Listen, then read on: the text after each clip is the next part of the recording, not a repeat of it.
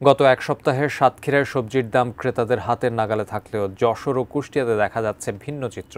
সাতক্ষীরায় গত এক সপ্তাহের শীতকালীন সবজির দাম ৫ থেকে ১৫ টাকা কমেছে। বেড়েছে আলুর দাম, অপরিবর্তিত রয়েছে মাছ ও মাংসের দাম। তবে বিভিন্ন প্রকার সবজির পাইকারি দামের সাথে খুচরা বাজার বেশ চড়া। অ্যান্টিব্যাকটেরিয়াল অ্যাডিটিভ যুক্ত সেরা ওয়াটার ট্যাঙ্ক বিশুদ্ধ পানিতে ব্যাকটেরিয়া জন্মাতে দেয় না। এরই মধ্যে শীতকালীন সবজির দাম কিছুটা নাগালে থাকায় খুশি সাধারণ মানুষ। কিন্তু কিছুটা ভিন্ন চিত্র দেখা যাচ্ছে যশোরে। শীতের সবজির সরবরাহ পর্যাপ্ত থাকলেও দাম সাধারণ মানুষের হাতের নাগালে আসছে না।